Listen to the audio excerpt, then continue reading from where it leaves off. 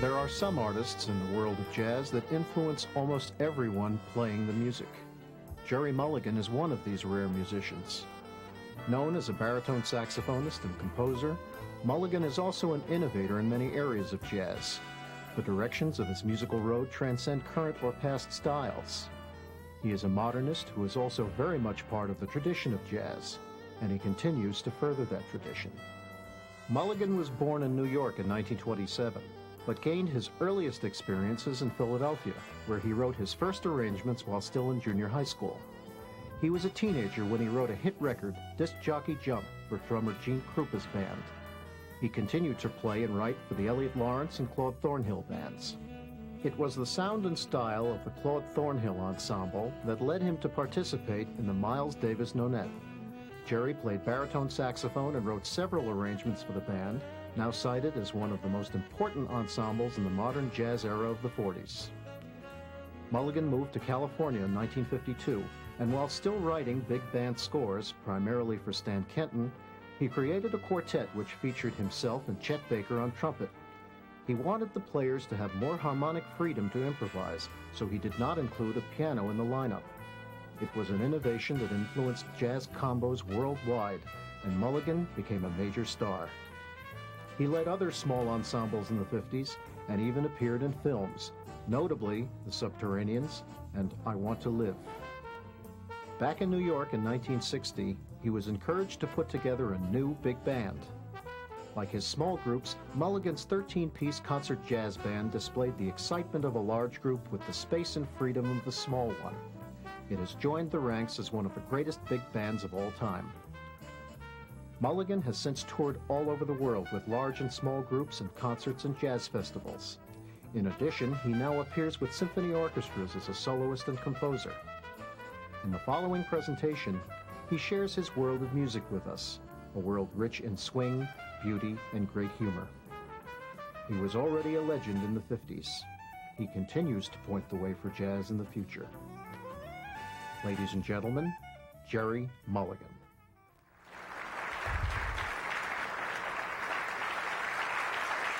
Thank you. Very kind.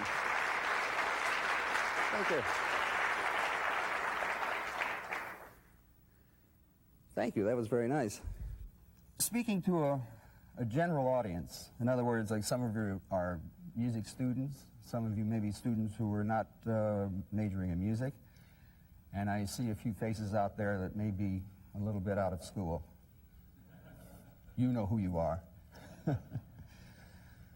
So my feeling is to, when I think of what might be interesting to all of us and also some youth, is to get an idea really of what's going on today in band music and solo music and so on, and what we call jazz. It's a good idea to have an idea where it came from. Now, many of you may already. I see that there are enough people here who are old enough who've heard some of the big bands, for instance, when they were active. But I think probably many of you others haven't. And I was trying to think of ways to ease into that, you know, and not just play records that were made in 1920 and try to show you how that feels good or what it is, but maybe working our way back a little bit and get an idea of what I'm about here. Because there's no assumption that I can make about everybody. I can't assume that everybody here has heard records by Louis Armstrong.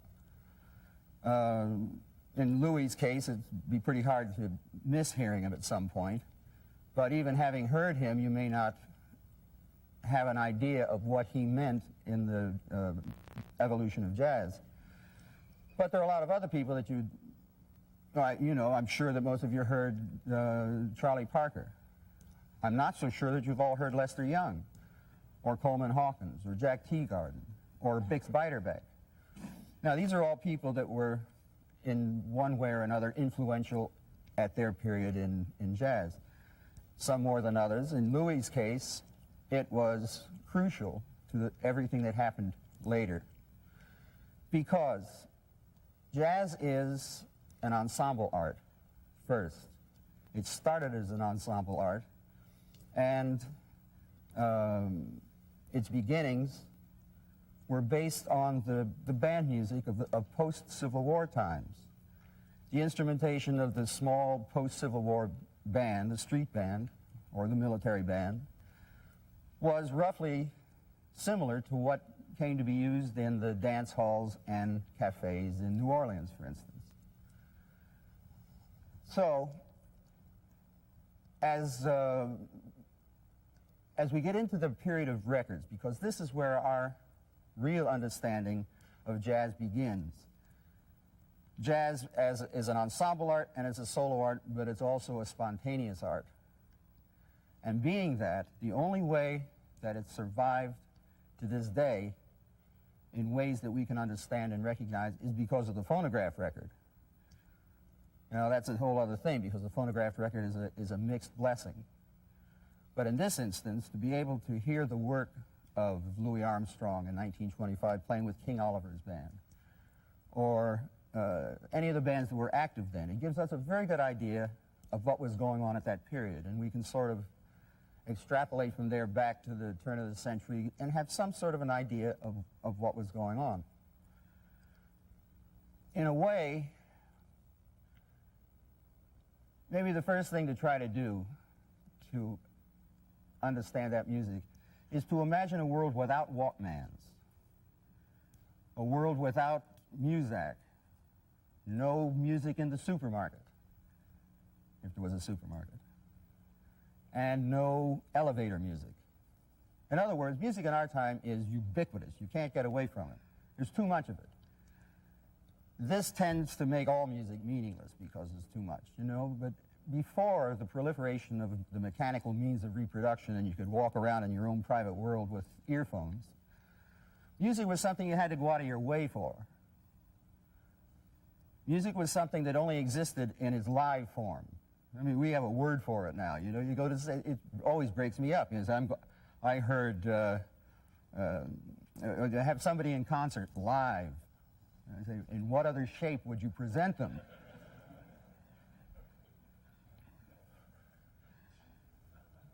But a city like Milwaukee, for instance, in the 20s, there were dozens of bands, probably hundreds of them, serving every kind of purpose imaginable, playing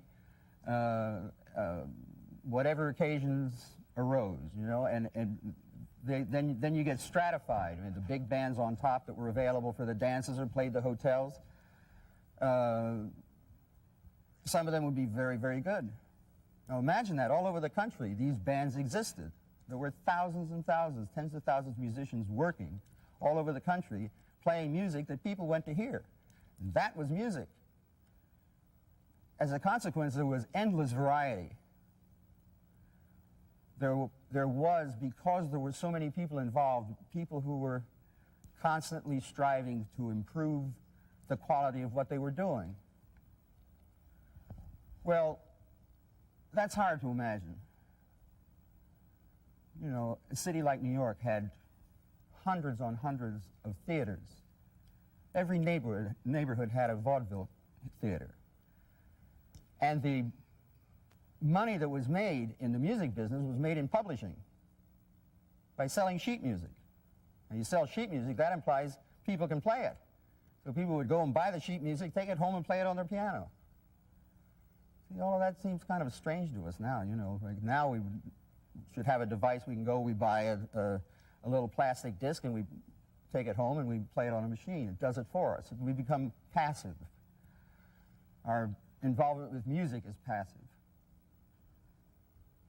But when you're speaking to music students, you're talking to people that music is an active thing that they're involved with every day.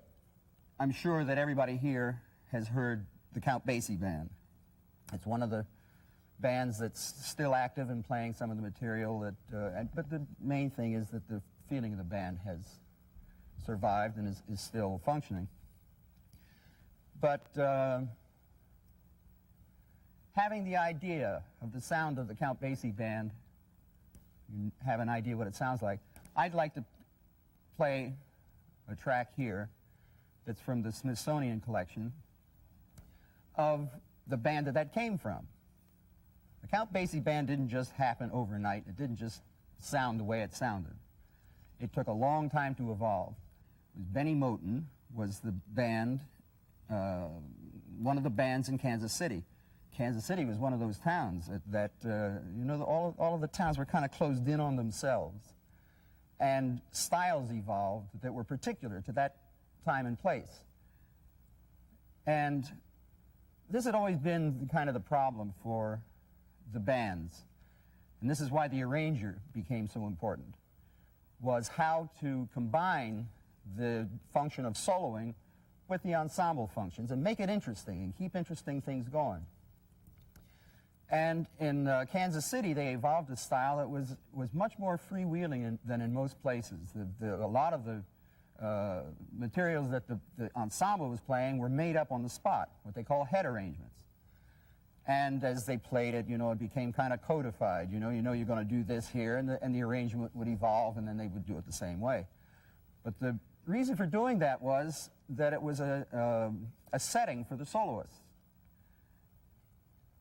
The Count Basie band ultimately became an important influence, even more because Lester Young played there. Lester had the composer's instinct. He was a melody writer, and everything he did was melodic. So he kind of lifted the band out of its riff-oriented thing, which was fun, and it sounded nice, and it was great, and good things came out of it. Suddenly took it on to another level. Now, the band I'm talking about is 10 years before Lester came along. This is the Benny Moten band when Count Basie, Bill Basie, was playing piano with the band. A few years later, when Benny Moten died, Bill Basie took over the band and became the Count Basie band. So this is Moten Swing, and gives you an idea, if you see if you can kind of get the feeling of how a really good arrangement evolved out of elements that were improvised. Moten Swing.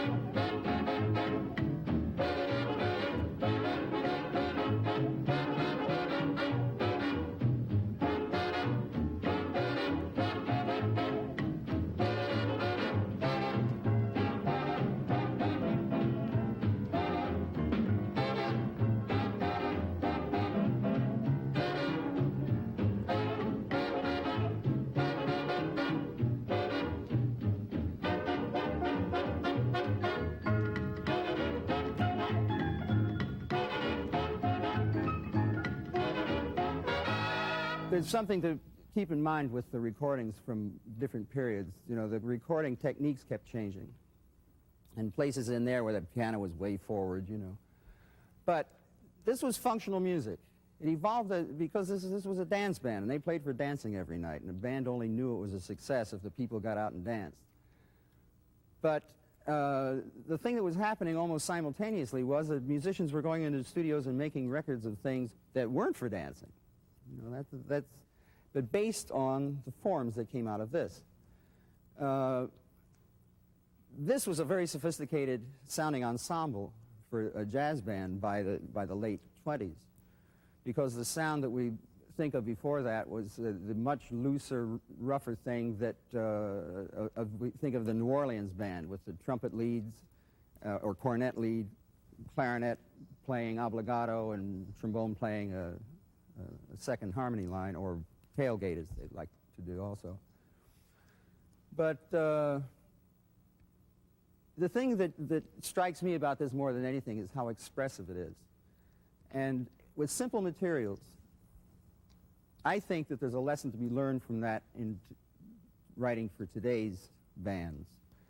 I've heard an awful lot of bands in the last year, and school bands and studio bands in Europe, and now there exists the ability to go and write what you want. You know, it's a composer's area, not an arranger's area anymore. And as a consequence, and also because of the excellence of the music education, the abilities of the students is fantastic. Bands can execute things today that we used to have a struggle in the 40s with really good bands to get played. You can take a lot of that for granted that we can do that now. But I noticed something in common, and it's all of these arrangements. There are little things in each one that are interesting, but there's too much in them. We haven't learned how to edit. It's like, you know, it's like, why do you climb the mountain? You climb it because it's there. You put it in the arrangement because you can. And that's not a good enough reason. You know, every note that goes into arrangement should have some reason for being there. Otherwise, leave it out. I think we have to start having, for composition and arranging students, there should be an extra class on editing. Of course, I'm a kind of a bug on that, because when I organized my concert jazz band, the first one in 1960, Bob Brookmeyer was my chief captain on getting things organized and keeping it together. And so he and Mel Lewis and Nick Travis, the trumpet player, and I ran the band. So Brookmeyer would call the rehearsals. He would tell the guys, we're having rehearsal tomorrow at 3 o'clock. Bring your erasers.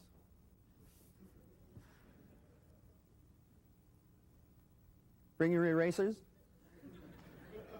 I'm so in the habit of not talking while music is playing, because when I'm listening, I don't like to be interrupted and have my concentration interrupted. Yet there are things along the way here. The reason I'm playing it is because there's certain things I want you to hear.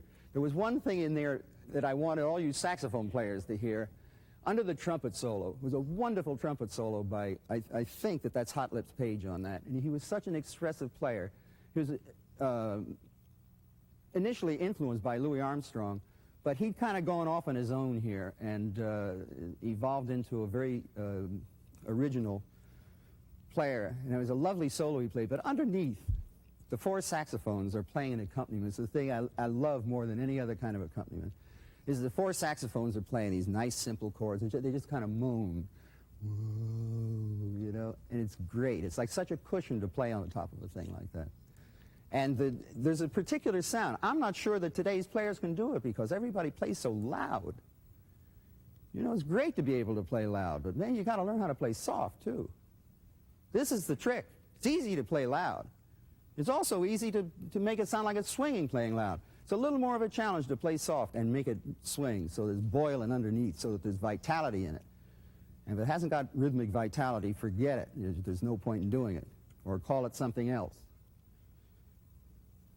I don't know what you should call it. Now, we had the Moten band without Prez. See if Prez existence on this one. Now, this is about 10 years later. And now it's Bill Basie's band, Count Basie and Lester Young, whose nickname is Prez. Anybody who doesn't know that, I should imagine everybody here must know. If I say Prez, who's Prez? Don't you?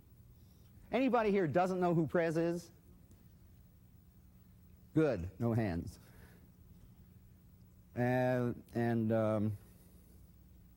This is Dogging Around.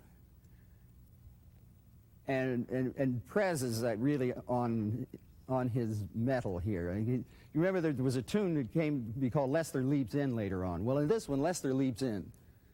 You know, at the end, I think as Basie has the solo, and at the end of it, there's the 2 bars, kind of the turnaround of the piece, and Prez starts with a punctuation. It's like he says something with a semicolon at the end. You know, just a little thing he lays in. So let's hear Dogging Around and see if you see what I mean.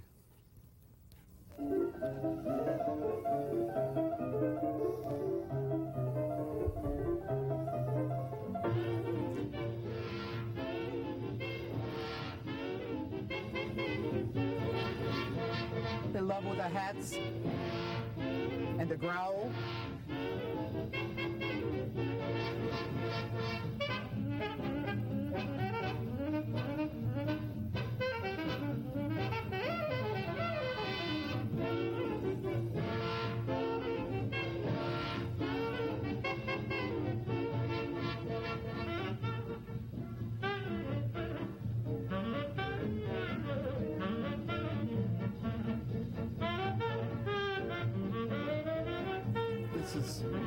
This is Herschel Evans, the other tenor player.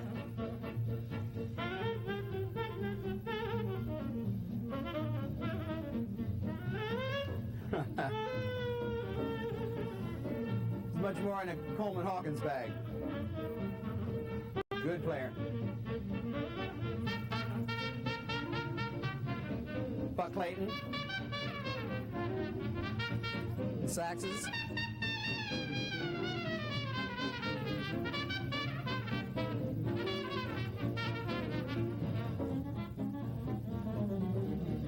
Jack Washington, the baritone player. But you see, they even gave the baritone player solos. Not many.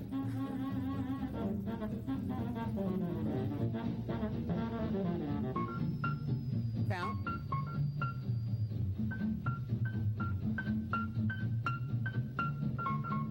Good use of 2 notes.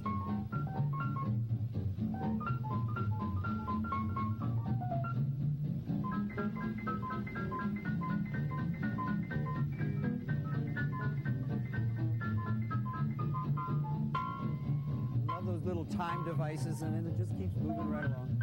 Now listen.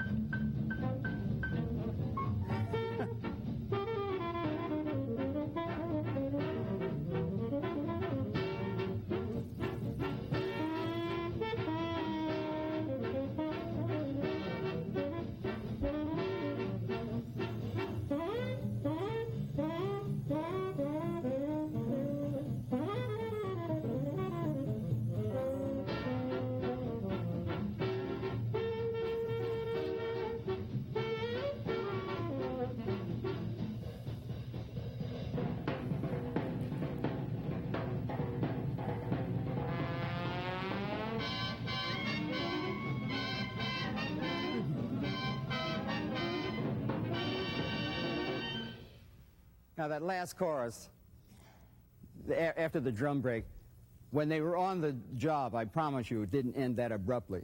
You could hear, that's what they got to. It probably took them 2 or 3 choruses to arrive there, so by the time they were doing that, the thing is shouting like this. But the limitations of the recording time, you only had about 3 minutes and 10 seconds, so it had to be over, and they really got the important parts in. Lester did a bunch of things that nobody had really done before him, although there were players who were approaching it. But he could do things. He didn't play in 4-bar sections. He would play a 4-bar section that would go over into the next thing. The end of the bridge would be a figure that would work its way into the last 8. And all of those things, he had the composer's gift. He just was an endless fount of melodic invention when he played with that band. I was never lucky enough to hear the band when he was playing with them, so for me, the existence of these records has been a great saving grace. I knew Prez and his playing away from that, you know, but he played totally differently. When he played with the band, he played for the band. And there's a point that I'd make that has to do with talking about the ensemble and, you know, loud and soft and all that. Everybody playing in that band was part of the rhythm section. You know, I say, you don't just have the trumpet section, the trombone section, the saxophone section. Everybody was part of the rhythm section. That means that you're contributing to the time. You're not leaning on the rhythm section. You got to have the time here in your head. Doesn't hurt to have it here, too. But here is an absolute essential. Chick Webb was a band. He was a drummer. And his style of drumming and his style of drumming with the band influenced a whole school of drummers. In fact, probably all the drummers in the 30s were influenced by him because he had such incredible vitality and incredible technique. For instance, Gene Krupa, I'm sure that you've heard of and maybe remember having heard, was very influenced by Chick.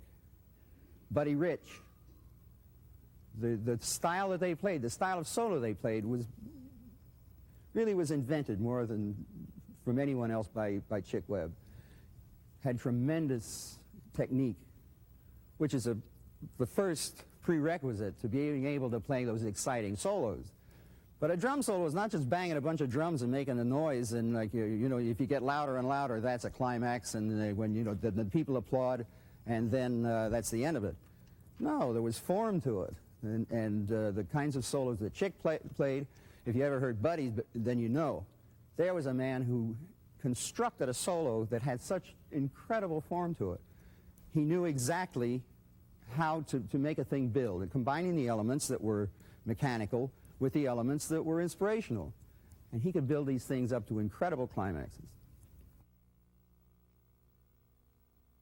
Bands like Chick Webb and Fletcher Henderson and Andy Kirk and Erskine Hawkins.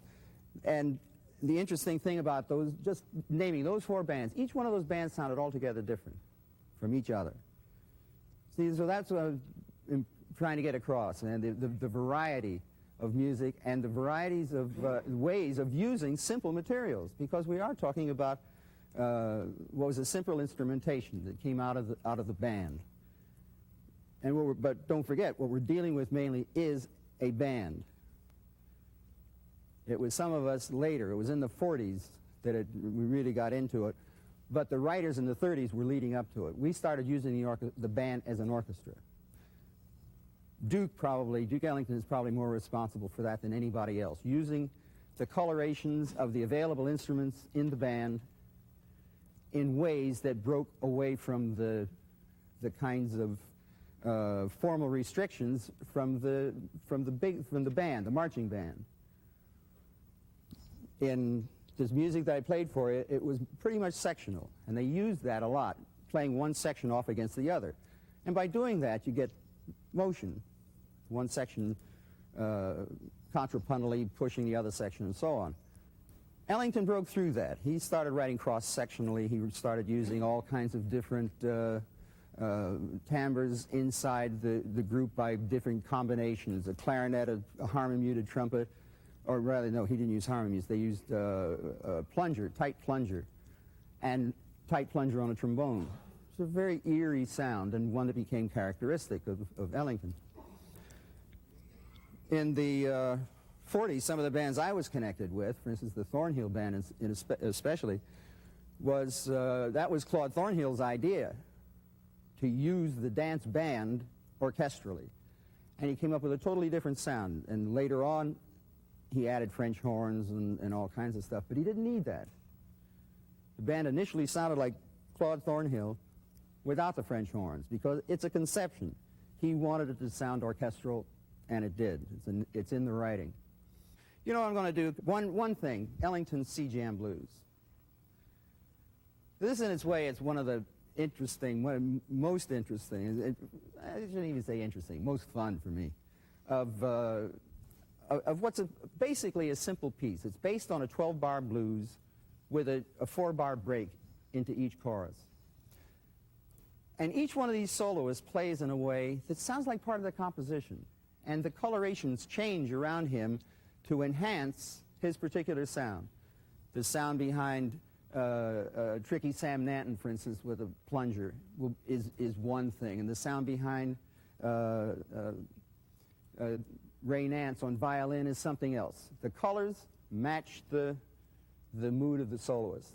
And of course, this was the most important thing in Duke Ellington's music. He wrote for the players. He got a hold of soloists that he really liked and were unique, and then proceeded to make settings for them, like Jules. And this is a perfect example of it. And it winds up, in a very simple way, being one of the really exciting band pieces.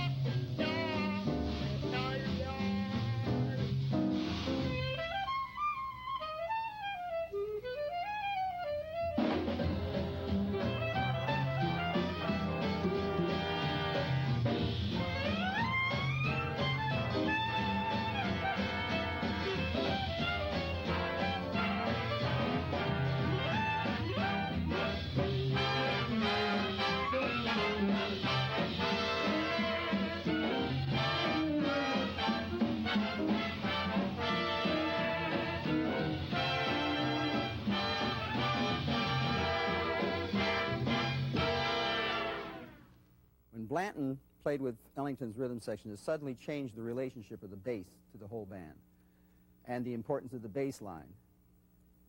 There were other bass players before that, and you could hear what they played and all, but what he did, he made melodies out of the bass line. So you come into this big place with all these towers of power and the whole thing. Okay, you say you need that here. These same guys will come into Carnegie Hall the next week with the same sound equipment and put it on stage in a place that was built for music. You can literally stand on the stage, drop a pin, and you'll hear it up in the galleries. And you come in with all this equipment. This, to me, is a form of insanity that nobody has been able to give me an adequate, sensible explanation. I don't understand. Now, I played all these other people's things. I'm going to play something of mine so you know what I do. This is from my big band, and it's a piece of mine called 42nd and Broadway. I'm not playing this to invite comment. If you don't like it, I don't want to know about it. But I do offer it as my feelings about economy, of materials, of development of an idea, and not putting the kitchen sink in every chart. This is called 42nd and Broadway.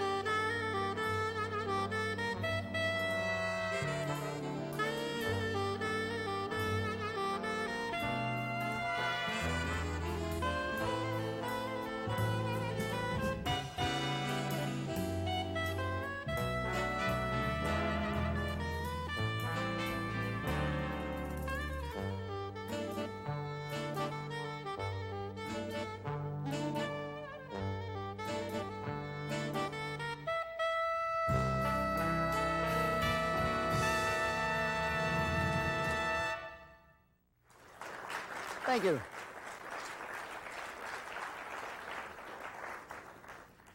Thank you. That makes all of the days I spent working over that score worthwhile. My intention in doing that was to play the original charts.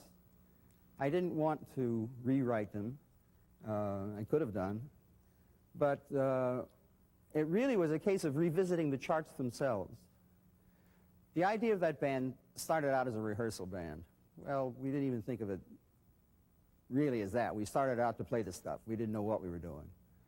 And that, at least that's the arrangers of it. Miles had a little more definite idea of what he wanted to do, which I don't think that Gil Evans and John Lewis and I really thought about particularly. We had dreamed up this instrumentation. We wanted to try it. And it's quite possible without Miles we never would have gotten around to it, because Miles was the one who picked up the phone and called the guys and got the studio and made sure all the guys were there for rehearsal. You know, this is hard for people who knew Miles later to see him in this role. But he was the driver in that sense. The rest of us were, not just that we were procrastinators, it's we were so involved with what we were doing that, and I'm terrible. You see, I'll be working on a piece of music at home, and I need an eraser, and I haven't got one here, and so I walk from here where I'm working on a chart, and I walk over to my desk over here to get a, and while I'm going by here, I see, oh yeah, yes, I remember that, yeah, oh yeah, you know, my life is made up of that. So, and I've always been that way. I'm so easily distracted. I think it probably is a total lack of discipline, but it's a reality that I have to face. You know, the only answer to it is that I should have all clean surfaces in my studio. Nothing should ever lay around, so that I can get from here over to here, get the eraser, and get back in time to remember what it was I was going to erase. You notice I was getting an eraser, not a pencil. The idea was that it makes a more contrapuntal relationship necessary. That kind of relationship existed in the early ensembles. You know, the contrapuntal relationship between the clarinet line and the trumpet line and the trombone line and the saxophone, so on. But by eliminating the piano, we were forced to do that. I wanted to do that because, for me, the baritone saxophone is ideally suited as an accompanying instrument. I can assume the second line of harmony line and be in the right place for it. You know, I can play it in the same place it would be on the keyboard. I mean, I wouldn't play a thing on the keyboard and put the harmony up above the melody. I mean, I would for a special effect, but I mean in general. So what happened here was that the bass line is here, I'm here with the accompaniment, and the trumpet line is up here, and the thing makes acoustical, logical sense. Some friends and I had been experimenting in New York before that, 1950 or 51, with a band, with a rhythm section with no piano. So when I got to Hollywood and I had the opportunity to go into the Hague with a group, the Hague being a little club that when I got out there, I was lucky enough to land the job of playing on the off night. The regular group was Errol Garner. Errol Garner was a beautiful piano player, and they had this gorgeous 9-foot Baldwin grand piano on the stage. Seated 90 people in the club, man. That piano took up almost as much room as the club. And when Errol finished, the group coming in was Red Norvo Trio. Well, Red was using vibes at that point, and Tal Farlow on guitar and Charlie Mingus on bass. So they didn't have a piano.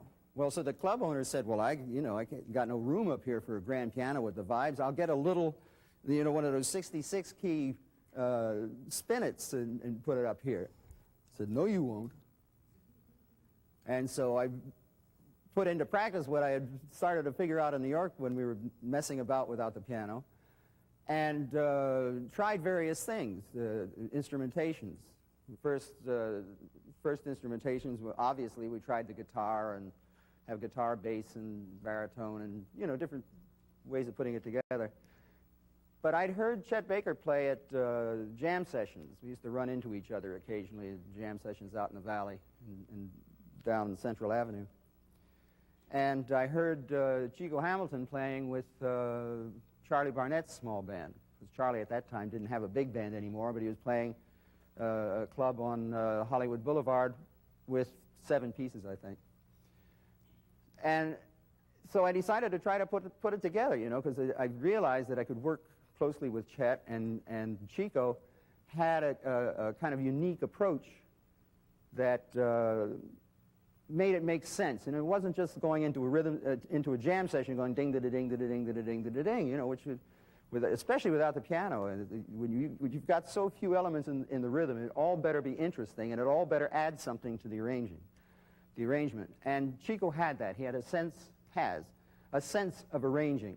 And each one of the guys that came into the group had a sense of arranging and used that sense in relation to the group. And a lot of things we played, we never rehearsed. We never, you know, there were nights that we never talked about what we were going to play. Chet would start playing some melody, and we'd all make an arrangement out of it. And when we got done, people would think it was written out. I don't know why Chet and I could do that. We could make endings that were extended, that went through progressions, and anticipate what each other was going to do. I really never found anybody else that I could do that with. The closest that we come, Brookmeyer and I are pretty good at it, but not as good as Chet and I were. So that was it, you know, and it wound up being just a fortuitous coming together of the elements that and that it worked the way it did. Very lucky. Well, the 60s in its way is not all that different from now. The 40s was really different because we had hundreds and hundreds of bands, and we had dozens and dozens of very, very good bands.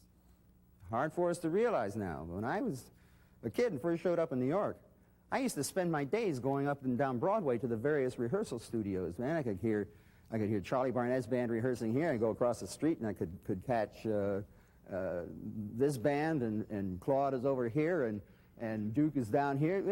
It was a cornucopia. It was a kid in the candy store. But there was some place to go, and there was some place to go and learn. Because I got to play in sections with these people with this vast amount of experience. Where are you going to get that experience now? There's no way, because the scene has changed economically. And the band survives because of the concentration on it in the schools. High schools, colleges have saved the idea of the importance of the band and training people to play in it, which is lucky for us that love the music, because it means that there's a continuation. Otherwise, we'd be lost. You know, John Lewis once told me, he said, Jerry, you must understand, jazz as you and I know it and love it will die with our generation. I said, John, don't say that. And I was horrified for 10 years and thought about it. And I finally realized what he was talking about. He said, because we got to play sitting in bands next to the guys that invented the music. And he felt that there was something that had conveyed to us precisely what you're asking, you know, is like what it was like and how we relate to them. You know, we're not just some kind of a mutation that came along. I couldn't possibly teach anybody to improvise. I know that there are systems that musicians have worked out to be able to help people to improvise. But personally, I would not be able to do it. What I was thinking I might do, though, is to try to show you some of the approaches that go through my mind sometimes in playing. You know, if you need a stimulus, or you find yourself doing something. You know, I find myself doing a device without thinking about it. And I say, oh, okay. Let's see, I've put this device together with 3 notes. How long can I go making something interesting on this thing using only those 3 notes? And I was saying maybe I should try demonstrating something like that. See how, I'll start out with 2 notes, and then when I back myself into a corner, I'll see if I can get away with adding a 3rd note and play a chorus of body and soul. You have to accept that I'm also thinking of these three notes in each note. You know, if I'm going to deal with D flat and E flat and possibly an F, I'm thinking also the possibility of a D natural, a D double flat, and so on. But I'll only indulge in that as a last resort. See if my horn still works. It gets dry, and this new mouthpiece is different. Also, I need a mouthpiece cap. 1, 2, 3, 4.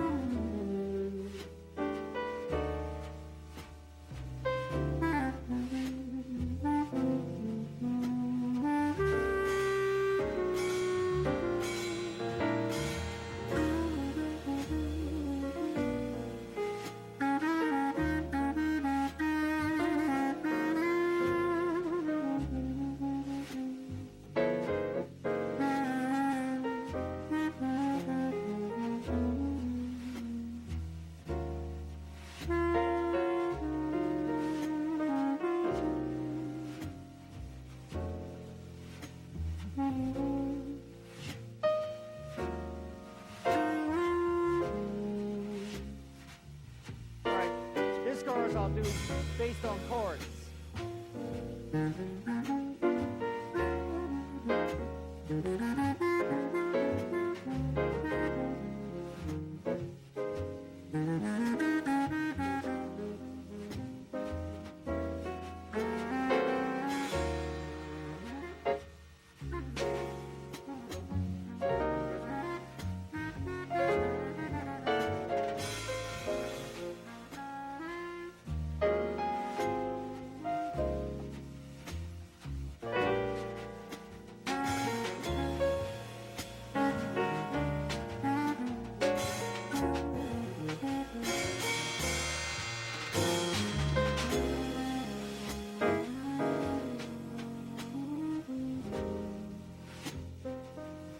Back to the notes.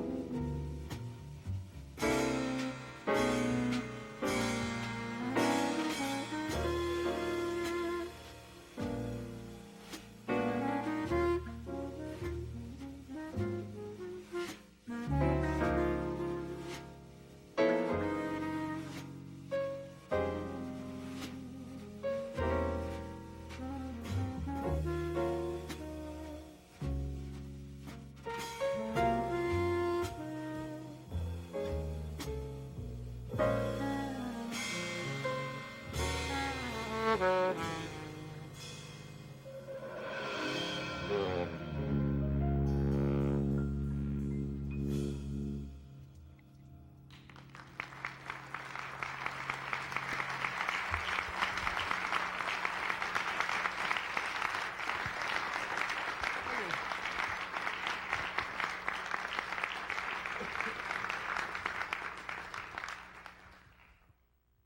usually I'm not using those elements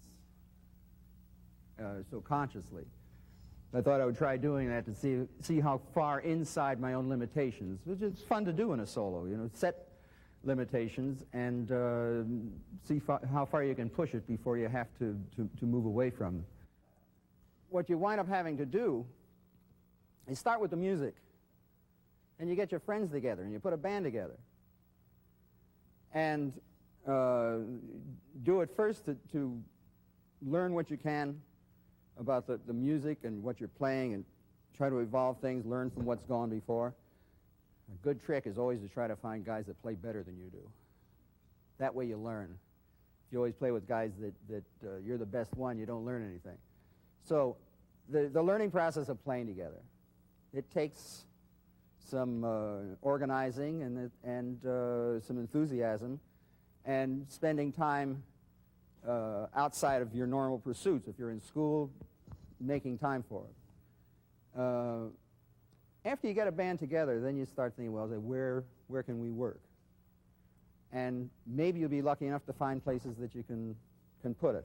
Up around where we live in Connecticut, at any given time, there are half a dozen clubs around the area where the guys can take various sized groups to play. It's not really conducive to being able to do very much because there's not much money involved. And it costs money to put projects together. But I think it's pretty much a hit and miss thing. Observe your own locale, where you're living, where you're from, who's available in terms of musicians, and try to get the thing together on a person basis, because you're dealing with people first, and the people in the band are your first line. Well, I wouldn't be surprised that we've kind of wrapped things up here. I covered the areas that I had in mind to, well, I suppose I could play something, but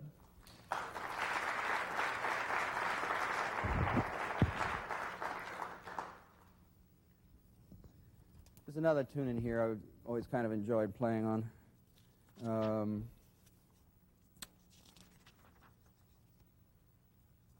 Yeah, a tune by Harry Warren called "You're My Everything." It's kind of relatively simple tune. I'm going to try something here, because one of the things that players have to develop is a way of playing a melody. Lester Young felt that you had to, in order to play a melody convincingly, you had to know the lyrics. And I've always felt, even if I didn't know the exact lyrics, to have an idea of what the lyrics were about was a help in understanding the contours of the melody. I've read in places that Charlie Parker had the band with strings because of commercial pressures. They wanted to put him with strings to sell records. Not at all. He wanted the band with strings because he loved to play melodies.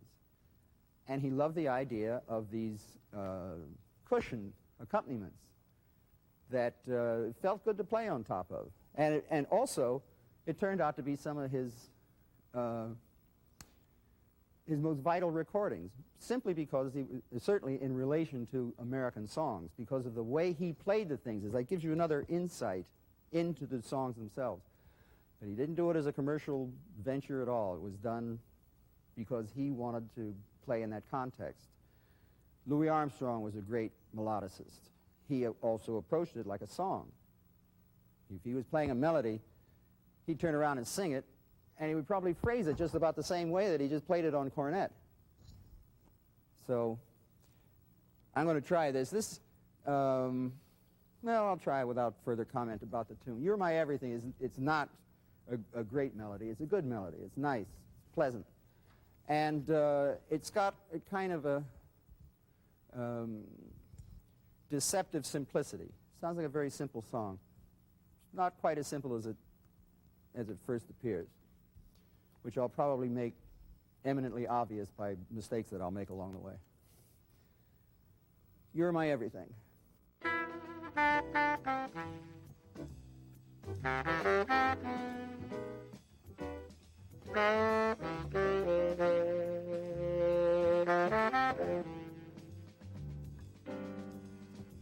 going to try to do it again. I'll try to do something. I want to try playing it exactly the way it's written. And see if I can figure out a way of phrasing this so that it still swings a little bit. But the way things are notated, it has a great deal to do with the momentum of the piece itself.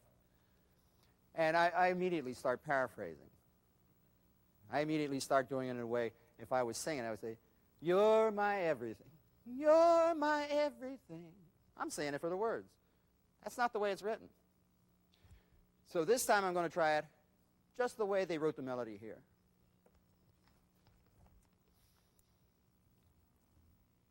One, two, three, four, 1, 2.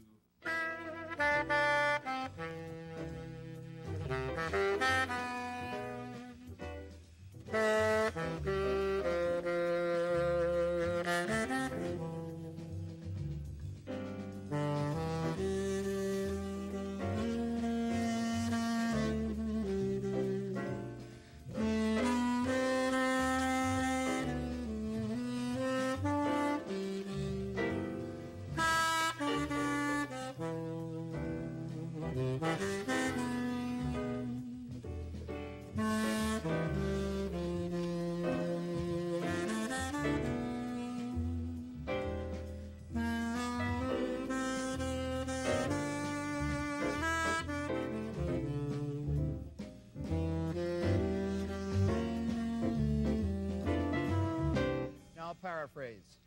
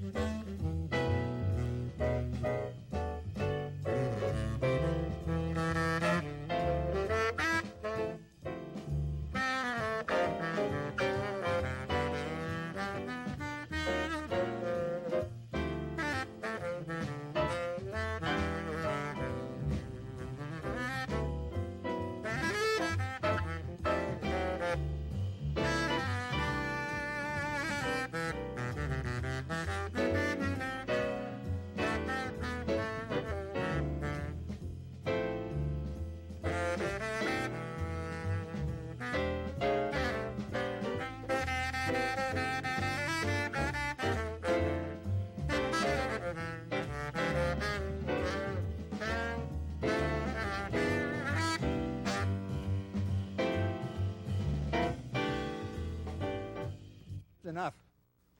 I was ready to take it out.